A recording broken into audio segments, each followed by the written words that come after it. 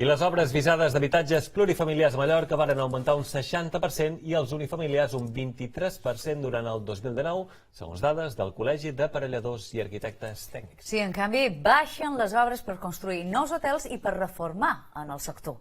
El Col·legi critica la lentitud en la tramitació de les llicències que han arribat a ser de fins a 3 anys d'espera en alguns municipis. Les obres visades a Mallorca durant el 2019 van augmentar un 41% i arribaren a la xifra de 2.772. L'evolució durant els darrers 5 anys confirma que en els immobles unifamiliars el creixement ha estat sostingut des de la crisi amb una pujada l'any passat del 23%, mentre en plurifamiliars han passat dels 135 visats en el 2015, quan es va tocar fons, al 1.600 de l'any passat, un 59% d'increment respecte al 2018. Són xifres suficients per fer front a la demanda actual d'habitatge? El Col·legi d'Aparelladors i Arquitectes Tècnics creu que es necessita més sòl o permetre major densitats. Si hubiera más disponibilidad de suelo, es muy probable que se equilibrara esa posibilidad de sacar al mercado nueva vivienda de forma más acorde a la demanda real que hay.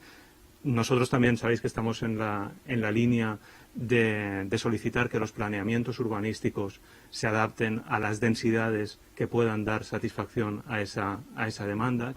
Ara bé, des d'un punt de vista de sostenibilitat i territori, el Col·legi creu que estem arribant a xifres adequades. Posiblemente nos estamos acercando a una cifra sostenible para la isla, ¿no? Y evidentemente lo que ha dicho el presidente, los recursos son limitados de esta isla, no podríamos crecer todo lo que querríamos porque entraríamos otra vez en una burbuja especulatoria de edificación. En canvi, baixa l'activitat en el sector hoteler. Es varen visar 4 nous hotels, el que representa una caiguda del 20% i les obres de reforma varen caure un 32%. El Col·legi critica la lentitud en la tramitació de llicències en general amb un temps d'espera de mitjana de 18 mesos, però que en algun municipi s'ha arribat a ser de 40 mesos, és a dir, 3 anys i 3 mesos.